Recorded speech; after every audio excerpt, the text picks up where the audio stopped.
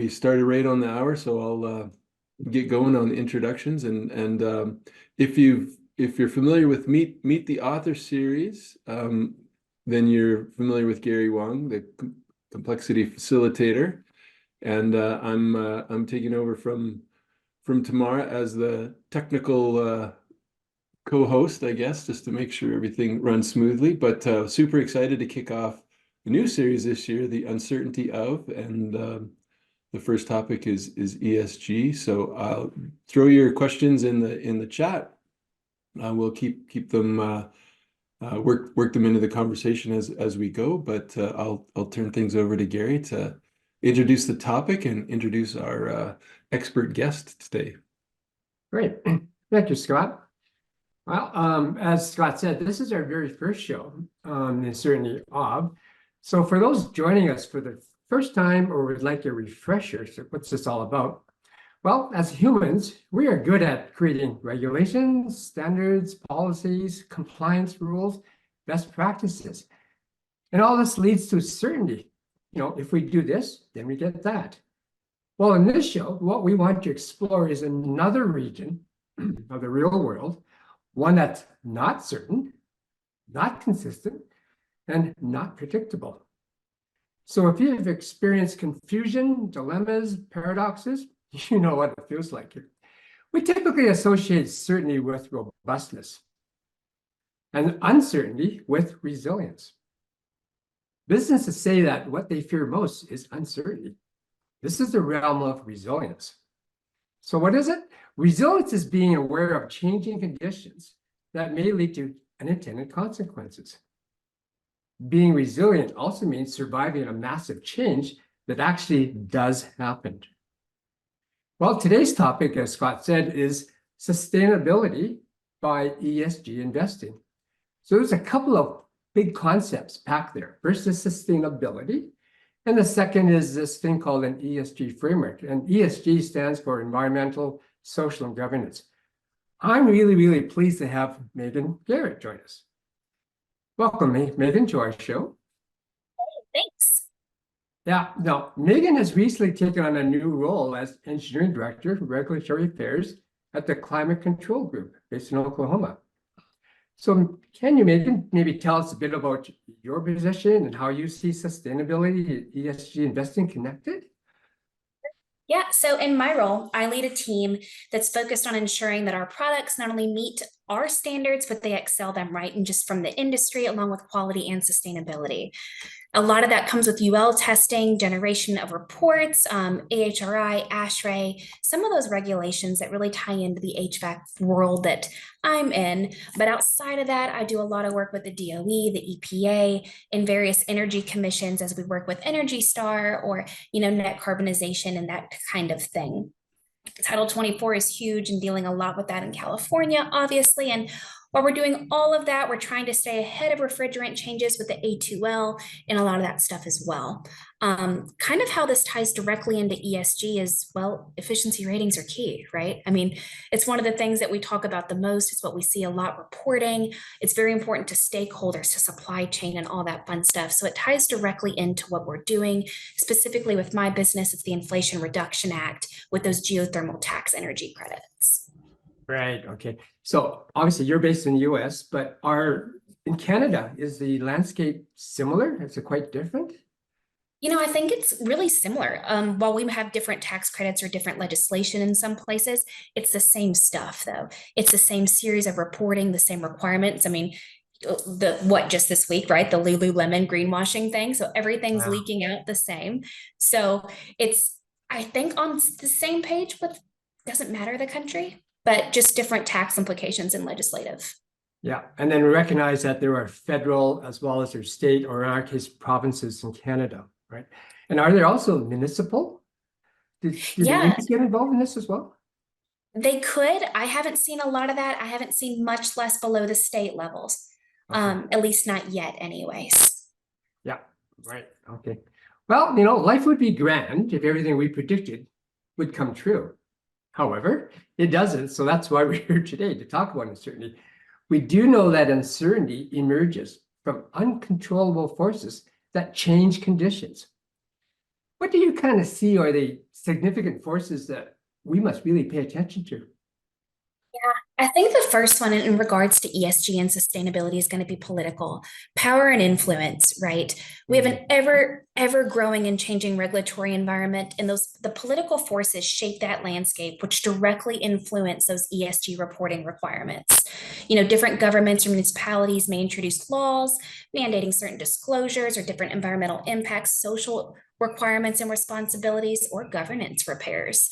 You might see someone try to report that there are carbon emissions or disclose information that's not exactly true or isn't up to par, and that's not even touching those policy priorities. I'm just talking about the political, the power, and the influence that we see at the very high level. With that power, though, it's going to lead to a lot of increased pressure on companies, right? There's so much pressure is going to come down where they're going to be asking, begging, demanding that you disclose information related to those priorities in those ESG reports. Yeah, so we're talking like investors. Like, Yeah. do I buy into this company? Why should I buy into this particular company? Right. Yeah. The investor demand is going to be hard. Not just that, but the stakeholders, right? Investors are increasingly integrating ESG factors in their decision-making processes. So they recognize that ESG risks have material impacts on financial performance over that long-term period, and companies that demonstrate strong ESG performance may attract more investment and enjoy better access to capital. Yeah. Well, we know that the markets have done really well despite all the crazy things that are happening in the world.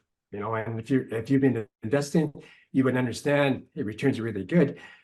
Are we still in the early stages of finding good information that kind of separate out, okay, you are investing in ESG and you're doing well, or you're not doing well?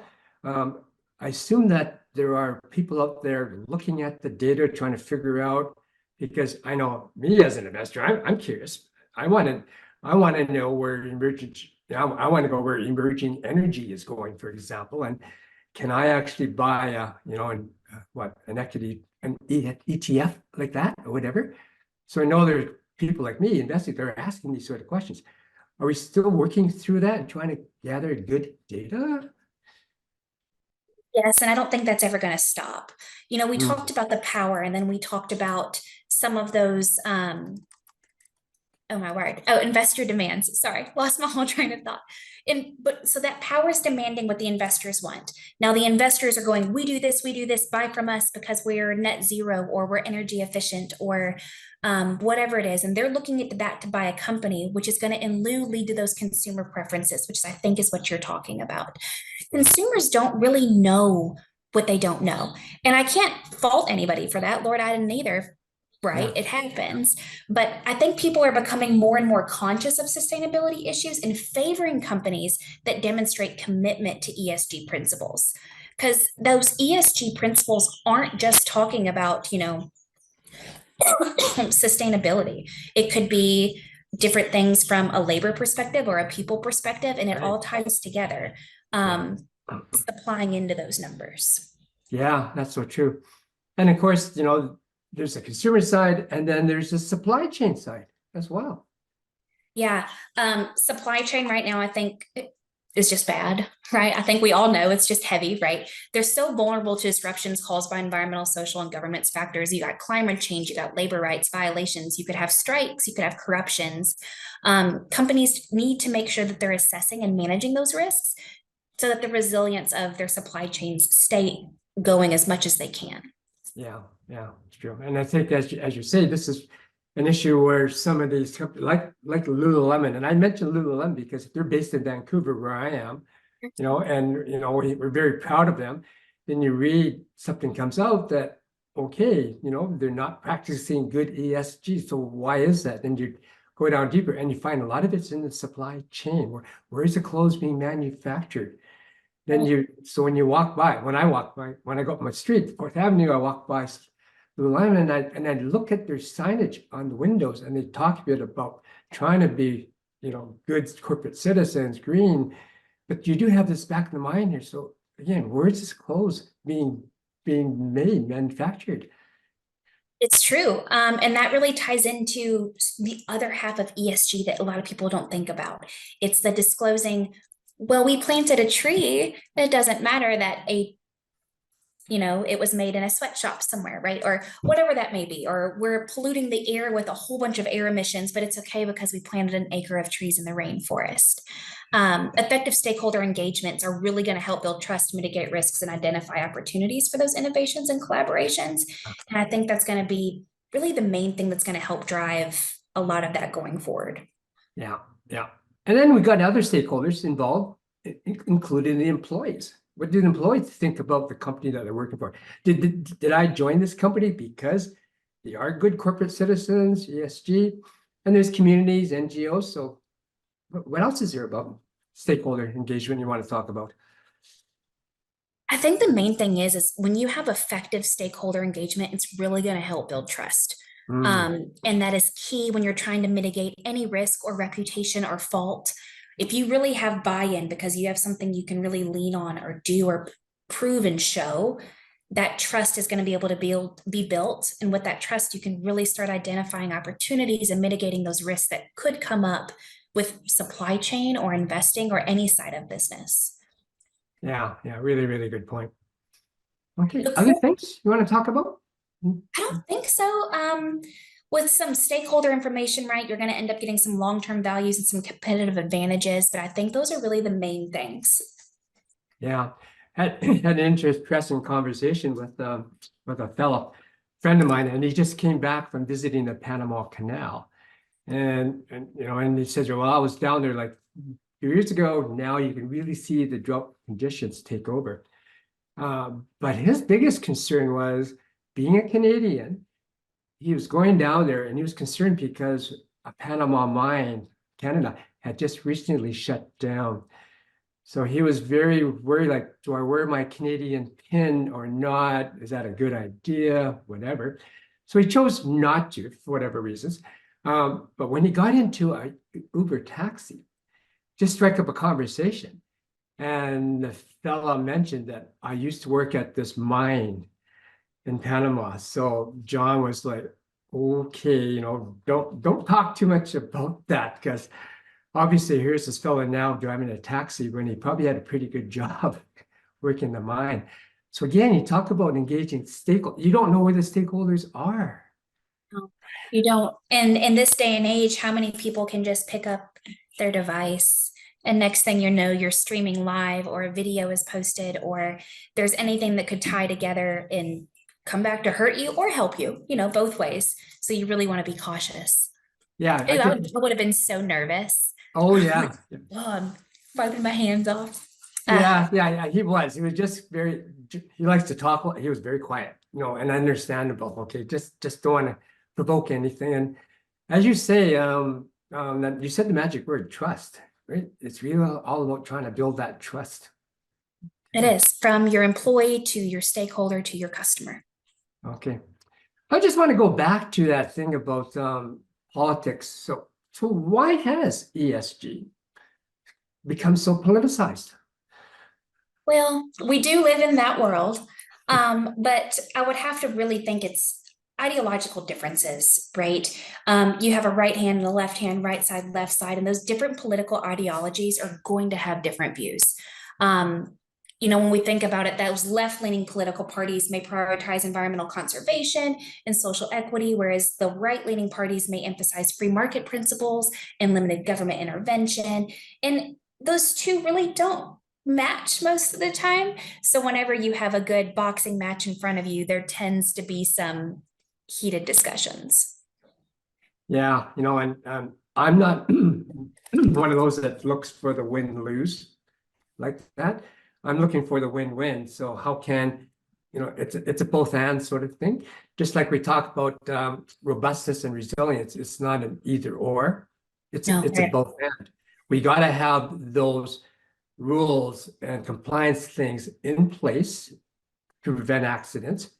But we also got to realize there are times when those rules and standards and policies maybe don't quite fit the situation, or a new novel situation that's hit us we've never faced before. So what do we do there? And that's where this whole thing about resilience comes in. And that's why we want to talk a bit of why, understanding uncertainty is so important. And that. It's true. So It's true. on that note, since a lot of risk is associated with those uncontrollable forces, can we talk about the positive side of uncertainty? Can uncertainty become an advantage for a particular firm or company? Yeah, a lot of times when you're looking at ESG, you're looking at climate change, human rights, economic inequality, and you're working toward making all of that better, right? So when you start looking into that and you're digging in and you're moving forward, it's going to give you a really good baseline to help you move forward. And then let's be real, we joke about I shouldn't say joke, but someone is planting trees, someone is doing the right thing. May not be the perfect thing or the best answer, but the entire idea of it is that we're moving forward with sustainability, we're moving forward with different human rights, or we're prioritizing, different equality or different things that we're trying to make better. Yeah. I think it's also an opportunity if you are a business and you're looking at saying, okay, my business assumptions, which I had, have changed. So what do I have to look, and how do I look things differently in order to survive? And you talk quite nicely about the political side. I mean, there's tariffs, sanctions, and there's even wars going on right now. But I always need to look at different models for the economy. We've always been into this linear economy, where we kind of like, we make something, we produce it, we sell it, and then it ends up, in the garbage dump. So that's a linear things. So now I'm reading things like, well, how do we get more circular, right? Reuse and everything else here. Doesn't that fall under ESG? It does, yeah. Sustainability, recycling, right? Did you pick up that bag that's mostly made from recyclable materials? All that type of stuff. It's going to help it become more localized and connected. And which one is we're going to see as things move forward? And it's kind of a good thing.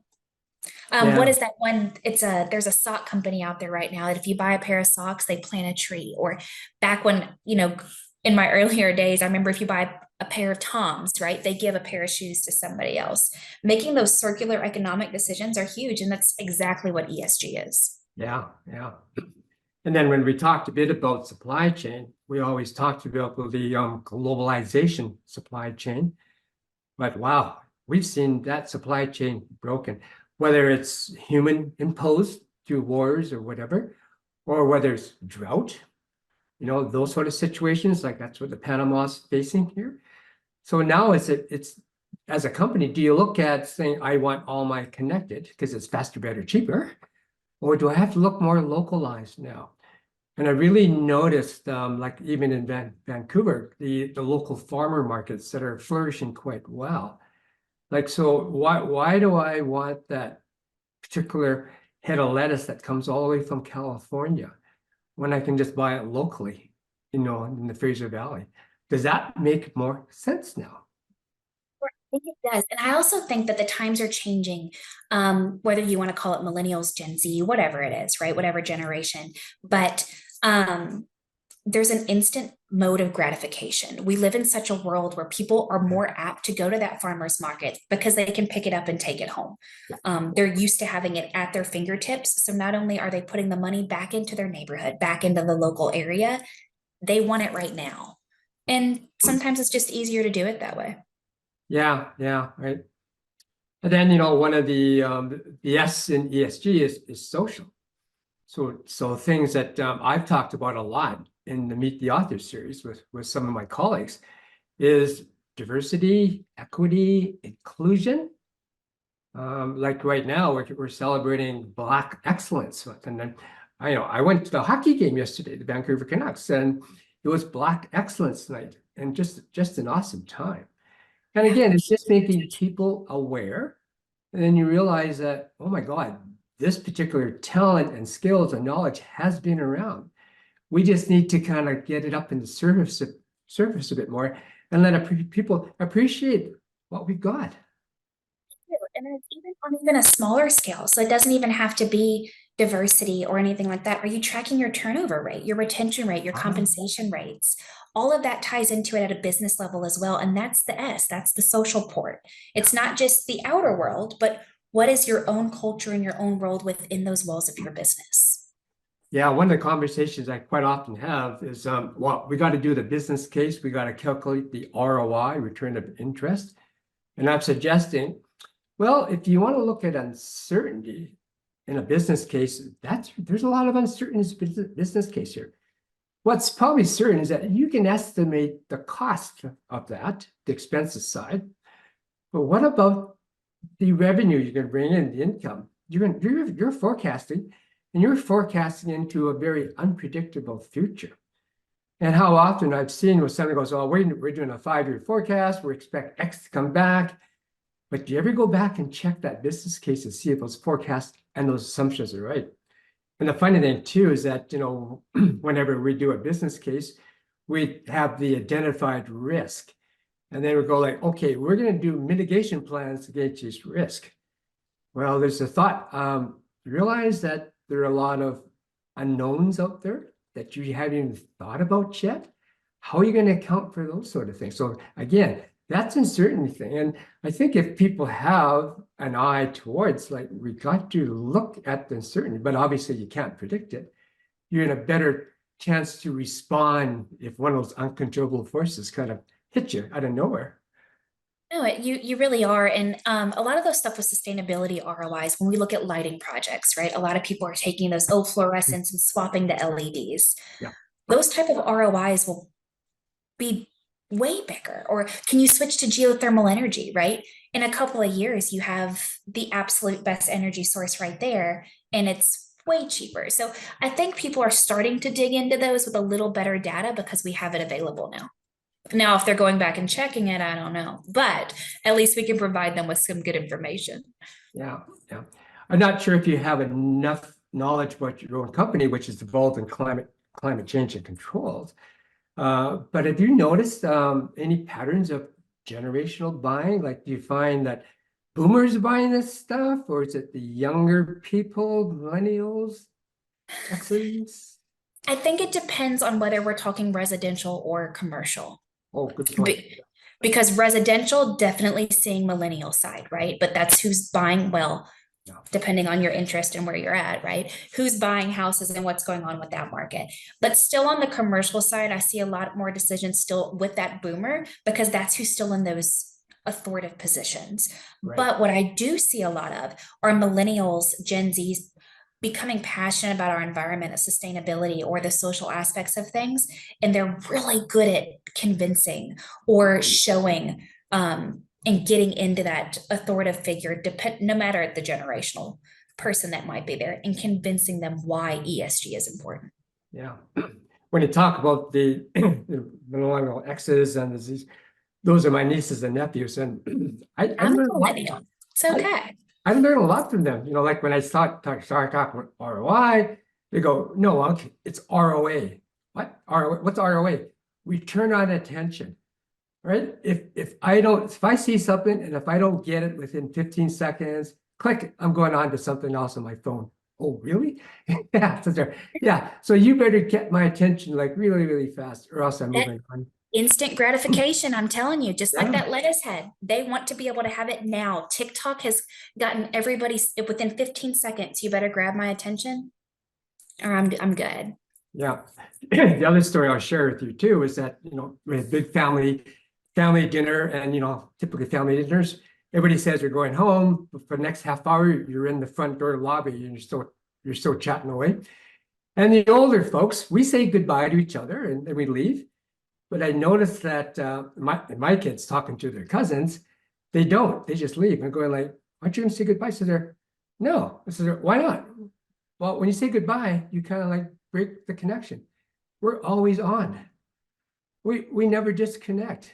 And they're like, really? And sure enough, my granddaughter's like that. In the old days, we'd have that joke where we'd be with our friends in high school, we'd come home, we'd get on the analog phone and we'd start chatting.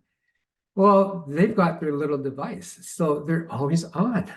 It's right through the midnight, in fact, as well. So it's different, definitely different. No question about that. Okay. So I think, from this, we just want to maybe tell the listeners that don't be afraid of uncertainty. I mean, I don't want to say you have to embrace it, but be aware of it. Look for those weak signals if you can see something may be emerging. And I think you got to be just prepared to innovate and adapt if it hits you, right? Okay. So let's now turn our attention to the practical side, because what we want to do in this show as well, Megan, is certainly talk about the why and the what's, and I think we've done that.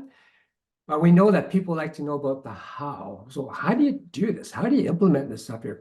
And just for a bit of context, let's just consider small and medium-sized companies that maybe they are resource limited, and they really need to get the best bang for the buck.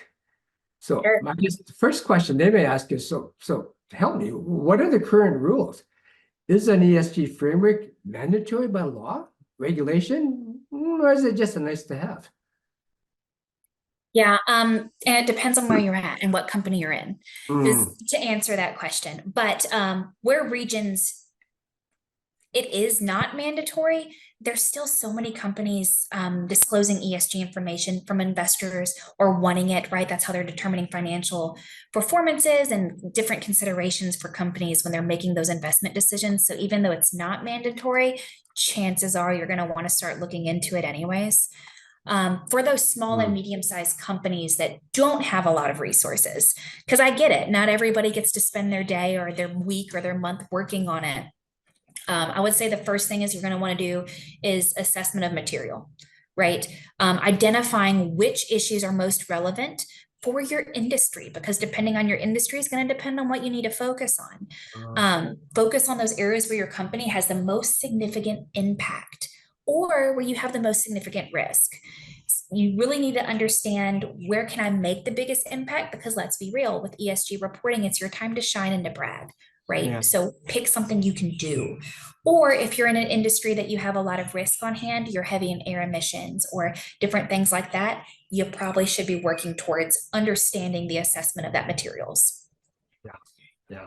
Then really just prioritization, right? So ESG initiatives based on their potential impact on the business performance, your stakeholder expectations, and regulatory requirements. Low cost, high impact, that's a good way to start always, right?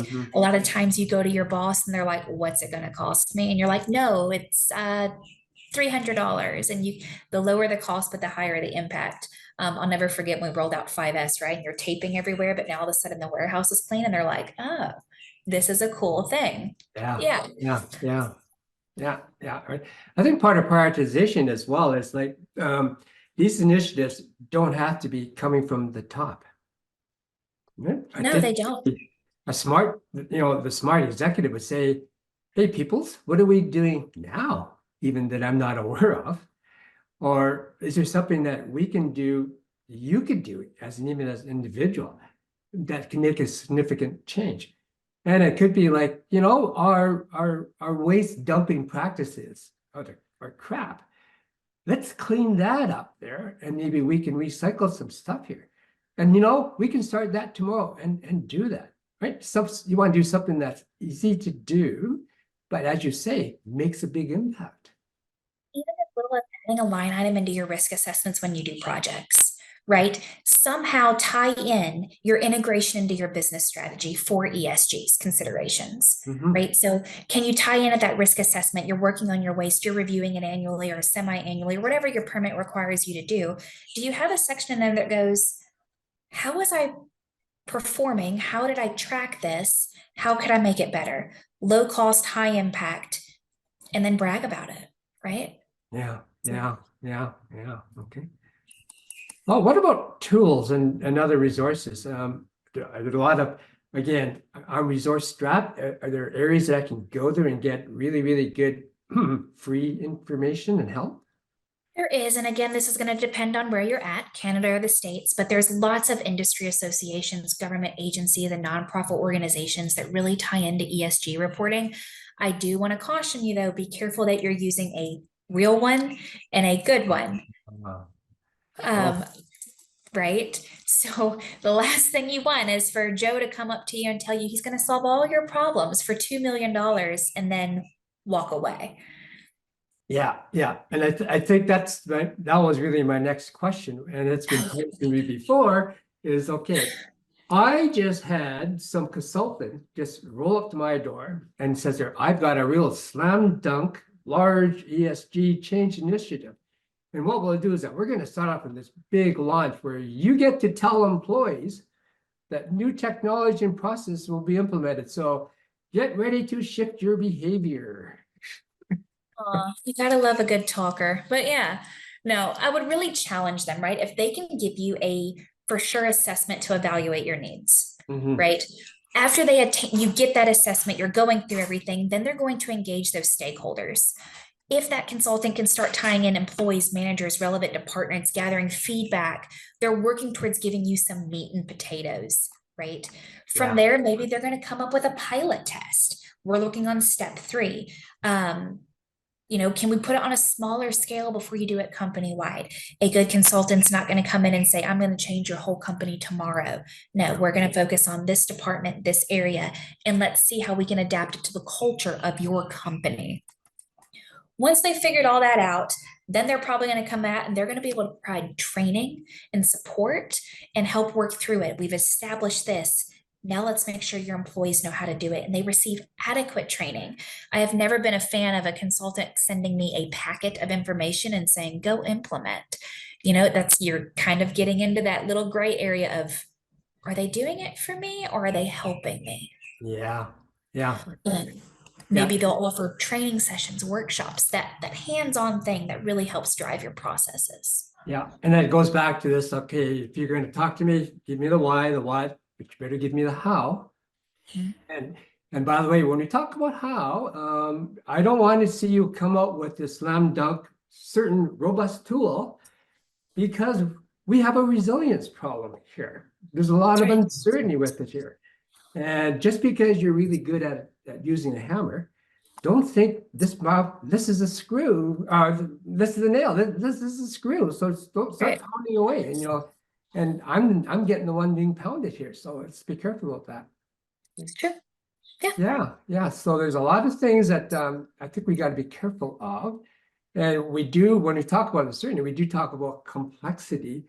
And complexity is different. And as people know me and they know my Meet the Author sort of themes, I talk a bit about the robust world of being the world of Lego bricks, where you could break things down, reduce things down. So this is the world of reductionism. And it's served us really, really well. Again, this is not an either or, this is both and. But now we're back at that point where we just can't break things down into parts, fix each one, and put it back together again. I think my thinking now is that if I look at ESG, I want to look at ESG as a whole, not break it down. So instead of thinking of Lego, I think of mayonnaise. You can't separate the ingredients. You got to deal with the whole. So if you do something in the environment, how's that going to affect social? How's that going to affect governance? And then we're going to look at, are you actually going to be allowing unintended consequences to emerge that are negative? Or maybe there's serendipity, new opportunities that emerge. And that's an uncertain advantage. You don't know what's going to emerge, which can make it exciting, actually. Yeah. And I think a lot of that, and that's kind of the exciting part and what I like, but a lot of that comes back to picking what you can succeed at. Yeah. Smaller bites, don't eat the whole pie at once, right? And because as much as we all want serendipity, it's probably not going to happen. Yeah. But those smaller bites, those low cost, high impact, working towards a goal that you can, or your biggest risk, right? Don't ignore the large risks there. But I think there's really not a one size fits all answer for how complex ESG can get when you start really diving into it. Yeah. And I do like, we do talk about small change because it's that thing called going viral. Small changes can lead to huge impacts. So you don't know. So instead of doing one big thing, let's do a lot of small little experiments. And let's design those pilots and those experiments so that what we call it, they're safe to fail. So if it doesn't work, we go like, okay, but we learned something. What did we learn? Extract the learning and then move on, try something else. Because it is a bit of a trial and error, isn't it, as we're working through this thing? And a lot of it is even just figuring out how you want to report things, how you want to track things, what conversion rate are you using to make sure your kilowatts per hour is tracked, all that fun stuff. And you won't know until you kind of figure out exactly how it needs to be done. Yeah, yeah. So in this world, obviously employees are really, really important. Obviously, they need the training and support, but there's also they need to be communicated to effectively. So what are your thoughts about what sort of a comprehensive communication plan would you be constructing to help them out? Engaging them with it. One of the things I always try to do in my sustainability meetings is have an employee there. Whether it's your high performance work team, it's a shift lead, it's somebody who knows that process, something, have them in there with you. You can put managers, directors, VPs in a room all day long. They're not the one pulling the water sample at the waste outfall. Yeah. Right? They're the ones seeing the growth. So have that person in the room with you to have those discussions. Then we're such in a world, and I think this is that, the boomers maybe, I don't know. Don't send me an email. I'm probably not going to check it. I will because it's work and I have to, and I will, right? But so many times a business comes out and they're like, well, we sent you an email, and they're telling that to an operator.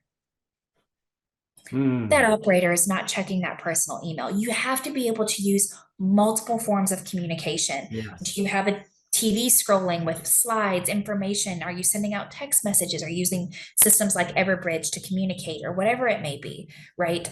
You could use email, intranet, different meetings, workshops. Do you have the old school bulletin board? You can go thumbtack a poster to, right? That's probably better than an email. Yeah. But so many companies finish up the end of the year, their KPIs are posted, books are closed, and they're like, yeah, we sent out an email with our end of year results. Go check it out. And that poor operator on line 3 hasn't signed into his email in 10 years. I'm going to share a story with you that communication or poor communication happens all over the place here. It's report card time for my grandchildren. So I was asking my son, like, oh, have you seen the report cards? He goes, I would if I could get into the portal. So I mean, like, don't you have like parent-teacher interviews? Not only if you ask for them, but I get an email that says your daughter's report card, click here. And so he started to click, and this is because she's just entered a new school, so he's not familiar. And he clicked on the button, and the button kind of didn't work. So he was like, what do I do now? So he did talk to his neighbors who had been there. Oh, this is what you got to do. Ignore this, do this to get in here. So you go like, I was just thinking like, wow, is that how they communicate now in that school? It is. It is. I get my kids' grades and there's an online website as well. So I think it's just the way. I guess that's the way. So maybe it's the older me that's got to get used to that or whatever. But he's a Generation X, so I thought he'd be right into that thing. But he's there, no, Dad, I got trouble trying to get in here as well. Oh no, in there. Wow, that's amazing.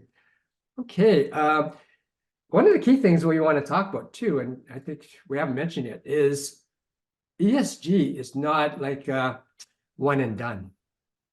It's really what we're talking about is if you're going to make the commitment, you're on this journey, right? And the journey is going to be, if you like, forever. So we like to use that term, continuous improvement. Can you share some thoughts what you have around that? Whatever KPIs you want to do. One, I am not a fan of tying like bonuses or that type of thing to these type of KPIs, but that's just me. No, I'm with you. I don't like doing that, but I think when you start regularly tracking whatever you decide is important to you, whether it be turnover, compensation, environmental, when I'm talking about water, lights, all that fun stuff, whatever you decide, evaluate the performance on that and don't be afraid to change what you're doing. Yeah. Yeah. ESG is ever changing. The environment's ever changing, your water usage, whatever, right? If what you're tracking or how you're tracking it isn't giving you the data you need from a data, not because it's bad, but because maybe your data points aren't there, be willing to change how you're getting your information and then make adjustments as needed to celebrate the success or, start driving towards different initiatives, which kind of leads me to my next. As soon as you start developing those KPIs and you're tracking those, you have to celebrate them. Yeah. Really, really good point. Because I think it helps to address the question, what's in it for me? Yeah. What's for the employees here? I've known that, for example, the area that I get involved with is collecting stories, or what we call as narrative data.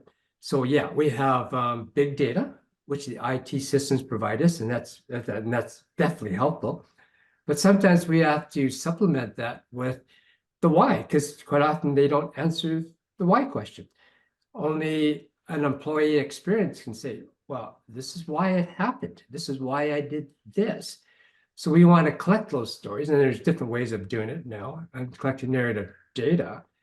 But that all kind of feeds into what's happening and helps part of continuous improvement, because you can monitor those stories as data and just kind of say like, oh, I didn't realize that, instead of going Y, we're going X. So what do we do? And if you collect your stories in real time, you've got instant information that you've got, so you can pivot, you can change when you have to, as opposed to like, I wish you had told me that like 3 months ago, right? Right. Because I've been in so many, as you say, decision maker meetings where they find out, and somebody always says, why am I the last person to know about this? Everybody else knew about it. Well, maybe one, you don't have a good system that allows that information to percolate up. Second, which is a bigger topic, probably not one for today, but maybe for another show, is psychological safety. Maybe people are fearful of speaking up, whatever reason, retribution. Well, it's not retribution, it's that I do speak up. They just never listen to me, so why bother? There's nothing in it for me, right? So Conditioning is huge. It really is. But it all comes down to how that same employee you had in your meeting to help develop things, go back to them and be open to the feedback they're willing to give you. Yeah. So we go back to that whole thing about diversity and equity, but the word is inclusion. It's one thing to include them.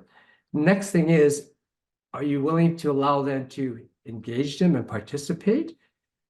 Maybe get to the point of contributing, maybe even get to the point of challenging, saying, I think that measure we took really sucks. And I can, with courage, say that, because I know how you will receive that and say, oh, what can we do better, as opposed to like, no, this works. And then you get into that sort of a bun toss. You don't want to go there at all. But that takes, and what are we talking? We're talking about culture. Yes. Yeah. So ESG, and I don't like to talk about one big culture, because you can have a safety culture, you can have an ESG culture now, right? But it's just, what are those stories people are sharing every day, right? Because that's really where it tells you what the culture is for that particular company. Yeah. Okay. So, okay, we've kind of 45 minutes. It's basically where the time has gone. Maybe we should. I know we want to talk a bit about greenwashing, but we'll leave that to the very end. So let's just do a quick maybe summary for people, because we've covered a lot of stuff here, and let's boil this down to like, what are some implementation do's and don'ts? So if we had to do a quick bullet list for folks, what would we put on that do's and don'ts list? So let's see if we can do that and help people out. Okay, so let's start off with people. What could we say about people? The what's in it for me question, right? Be prepared to answer that or fight against it, whichever way. Engaging those positive people. Yeah. The last thing you want probably dealing with your ESG stuff is someone who maybe isn't exactly fond of a tree. And I say that lightly and jokingly, but it's never a good thing to say we're working on air emissions and we're trying to make our environment better, and they don't care, right? Yeah. So involving the right people. Don't ignore the vocal resistors though. So while you may not have them completely involved, still have them involved. And I know that's silly, but I don't know how to try to say what I'm trying to say. Yeah. Sometimes we call these are the outliers. Yeah. And typically when we do surveys, we do bell curving. And we look at the bell curving and we look at people in the middle and we go like, those people at the ends, they're the outliers. We'll ignore them. I mean, that's what you would do in a robust perspective. But because we're taking uncertainty, resilience perspective, we listen to all the voices. Because that little voice out in the wilderness saying, I don't think we should go there, could be that weak signal that goes like, I wish we had listened to you. So do you want to take that risk? Let's find out. And then what I've discovered through the work we do, you do listen to the person and you're finding it's not about the person and the way they're behaving, but it's the systems that we have that kind of force them to work that way. So then you look at, oh my God, he's behaving this way because we put systems in place, whether they be incentive programs, pay, labor, what are those things. We've imposed all those things here. That's why he's behaving this way. So he could be a real source, like, oh, this is something we need to change internally. And changing internal processes, that's part of governance. So maybe that's what we want to do as well. Okay. What about starting off? What's some do's and don'ts about, taking the first step into this whole thing? What would you say? Make sure you understand what your company has done in the past and what has and has not worked. Yeah, good point. Really good point. There's nothing worse about failing when you already know you're going to fail. So try to learn from mistakes and keep going with it. Yeah. And then again, don't expect these huge, big successes right off the bat, right? It's just not going to happen. Focus small, start small, and be able to build from there. And I say a small project, you could redo the entire lighting for a facility. That's not a small project. No. But overall, it's a good place to start to focus on. You're focusing on your lighting. That's what you've chosen. Don't do lighting, water, and air emissions. Pick one area and stick with it for a little while. Yeah. I think we're learning as we go. Right? What works, what doesn't work for us, right? And that, of course, we talk about measures or metrics. I think, like, again, you said, don't start up an overwhelming number of measures, but what else would you like to say about that? What some do's and don'ts? Yeah, I've never been a fan, especially when you're starting out, again, incentivizing annual targets. And then I usually like to take 2 years at least to build my baseline. So many people come in and they're like, we want to drop it by 3%. What do you even know what to drop? You have to be able to understand where you're at, what your build is. And then when you see, okay, I have 2 years of data, I see that my peak season is June, July, whatever. I see my trends. Then I can work on a 3% reduction. Then I can work on zero to landfill or net carbonization or whatever it may be. You can't come out there swinging. It just won't work. Yeah, I think what we're really saying is you really want to report on process progress, efforts that you're making rather than looking at a past fail result. That's right. And we too often we just look at, oh, did we win or did we lose at the end? Which is, essentially looking at the score at the end of a baseball game. No, I think we're interested in, instead of looking at the scorecard, let's look at the scoreboard. Okay, it's the bottom of the fourth, we're down 1 run. Okay, what do we have to do to get back into the game? Okay, it's the bottom of the 8th now. We're ahead 1 run. What do we have to do for the top of the 9th to save the game, right? That's the thinking we got to do, is looking at the progress things. And I'm 100% with you about don't incentivize annual targets. That sadly I read that too much, where that's built into somebody's executive bonus pay. And I scratch my head maybe and go like, this person got this bonus for something they had no control over. So was it just pure dumb luck that they got it? And then on the other side too is that people work really, really hard at developing this thing, and then something out of their control, an earthquake, for example, happens. They don't. So is that a pass or fail on them as well? Did we just dismiss all that great effort they put in as well? So I think we got to be very cognizant of that. Okay. And last thing, let's just talk a bit about some do's and don'ts about good old technology. What do you think? Audit timelines. So a lot of the times people come in and they're going to say, we can do XYZ in 6 months and you'll have an ROI in 2 years. Will I though? Like, are you sure? You know, there's a huge capital investment. Don't be overly swayed by those discounts. I will say I have had success in them. A lot of companies, especially in the States, will come to you and they'll say, hey, we'll replace all your lighting with LED lights and you get credits on your bills going forward, or you do peak usage hours, or different energy groups will help you with that. But it's not necessarily a capital, you're the capital, they're helping you get those discounts with them. But utilize it, right? Technology is out there. I would make sure that you know what you need and then installing it, going forward with it. And then again, using it as a baseline to create your data. Don't get swayed in thinking that you need the Rolls, what is it, Rolls Royce, you know, that's super fancy of everything, because you don't. It's great, but there's lots of good solutions out there. Yeah. And I'll even say a few things about the IT that you wanted, because I know there's a lot of really good ESG vendors offering, here's some nice software that your employees can do.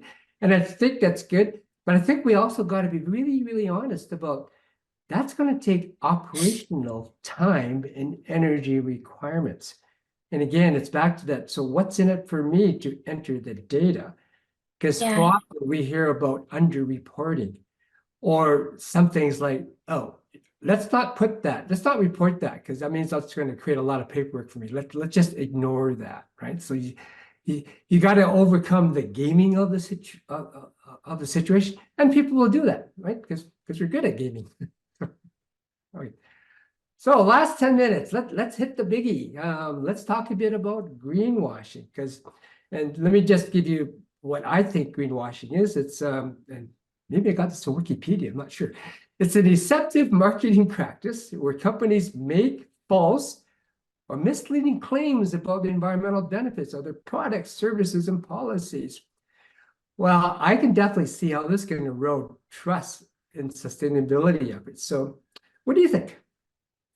Yeah, earlier I mentioned trust is key. When we're looking at ESG, you have to have trust from your employee to your stake level, your stakeholders, all of that. Greenwashing is exactly undermines trust in sustainability efforts. It's exactly what it's doing. So you can be rightfully or wrongfully accused of greenwashing, but it really is a big thing on the sustainability movement right now. Yeah, okay.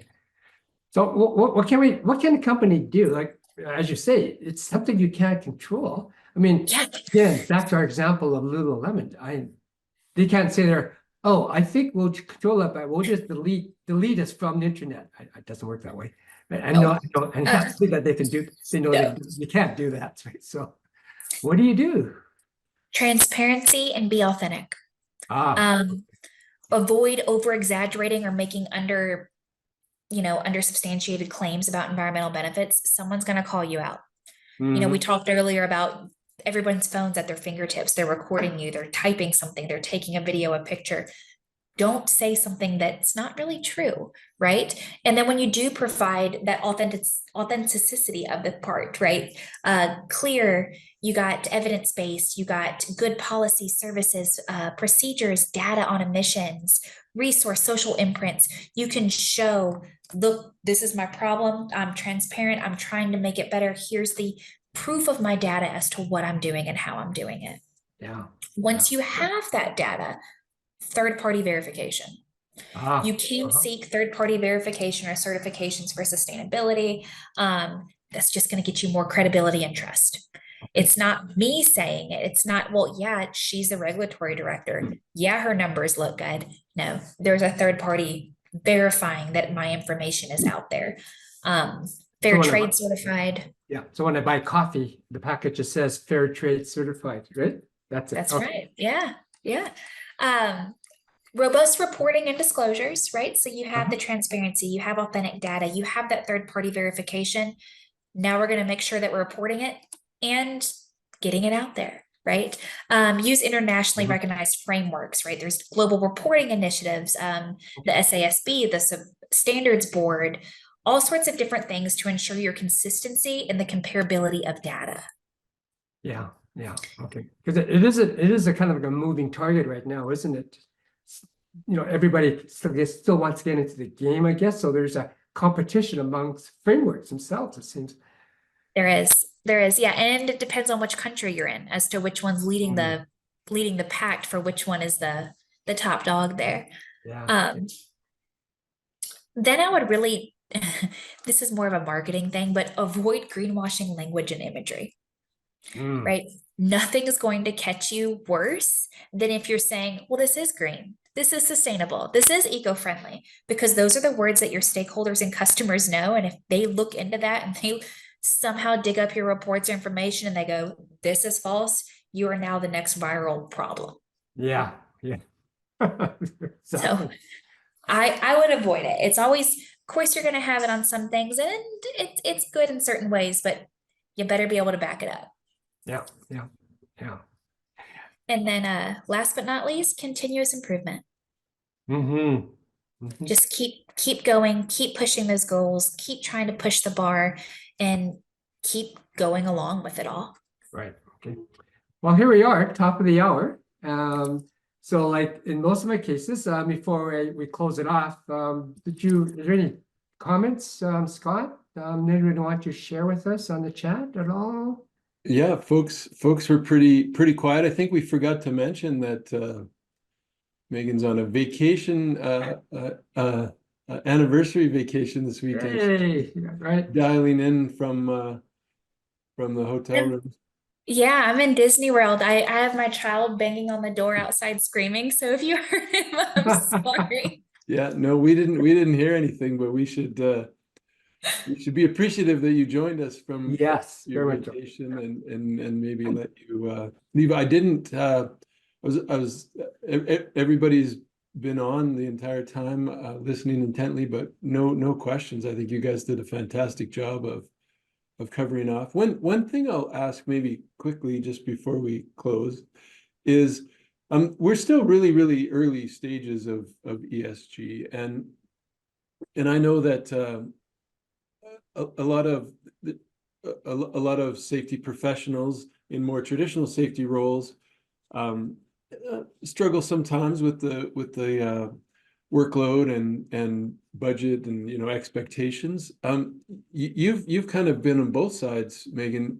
Like, do you see this as a really good long-term career opportunity for people in safety to be getting in early, even though it's politicized and there's a lot of divisive kind of conversations going on, but looking long-term, do you see a big opportunity? Do, and I'm one of those ones that made the jump, right? I'm a safety professional by trade, and I've kind of gone that route. And I always looked back at the safety side and I wondered, what could I do next? What was next? I know OSHA, I know EPA, I know those regs. I was almost bored with, okay, well, now let me go work on something that still applies to everything. It's still the same knowledge base, it's still the same applying regulations, regulatory world. How can I help drive different change and innovation? So I think it's it's interesting and intriguing, and it's something exciting and new again that is only going to boom. Right. Yeah, yeah. I think what we're also seeing too is how things are shifting, where we used to have an HR pillar, a safety pillar, and maybe a sustainability governance sort of pillar, but now they're blending in together, which is probably a good thing. Why? Because again, it's all about resilience and how things are whole and not into their parts.